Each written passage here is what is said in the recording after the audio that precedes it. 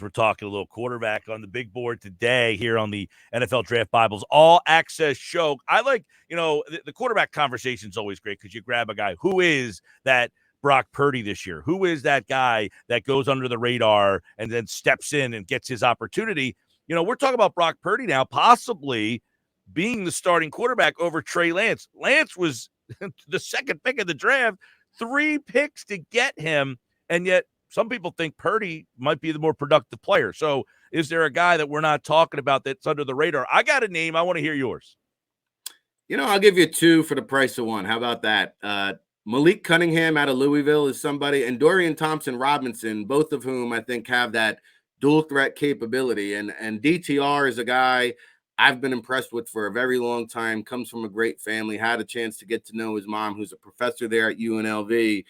And I'll tell you what, this guy threw 59 miles per hour. Everybody talks about the Will Levis arm strength. Stetson Bennett and this guy right here, DTR, Dorian Thompson Robinson, they have just as strong as an arm as Will Levis. And DTR is a guy, he started now 4 seasons under Chip Kelly there in UCLA. So again, we talk about the experience. You talk about Malik Cunningham.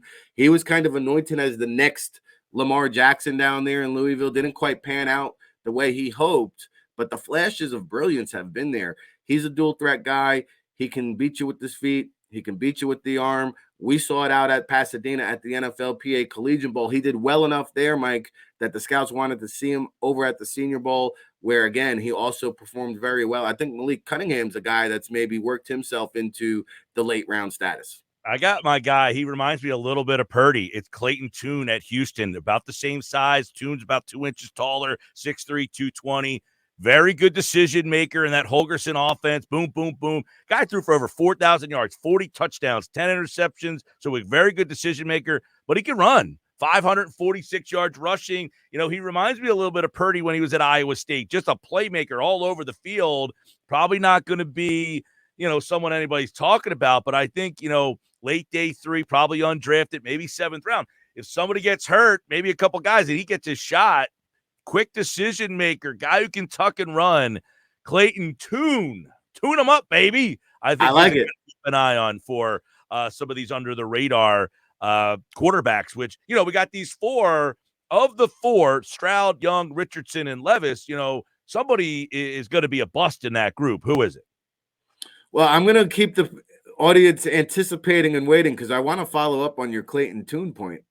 Great call out of you. Clayton Tune, you talk about the mechanics, the fundamentals, the Rodney Dangerfield, shall I say, of this year's quarterback class, because all he does during his career at Houston, down at the Senior Bowl, all he does is go out and take care of business, Mike, but he never gets talked about. I think you're right. I think he is somewhere in that 6th round range. He's going to hear his name called. He's going to be somebody who brings stability to the quarterback room, not only as a performer, but also his mind. He's also like a coach on the field. We talk about all that experience that he brings to the table. So I agree. Clayton Tune is a guy flying way under the radar. Yeah, and let me give you another name because, this is a guy who seemingly has been at Penn State for 10 years. Sean Clifford, he seems like that gamer type. Does he have a pro game?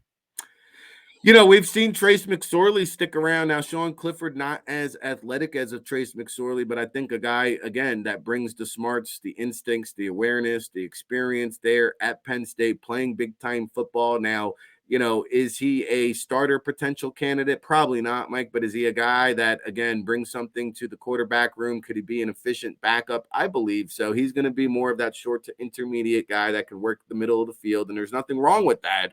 He's just somewhat limited. You can't really ask a Sean Clifford to go deep downfield. He does have some athleticism, but isn't really like a dual threat of some of these other quarterbacks that we've discussed. So I think you're right. I think you're onto something with Sean Clifford. Not sure if he hears his name called during the draft, but certainly will be in a camp come August competing for a spot.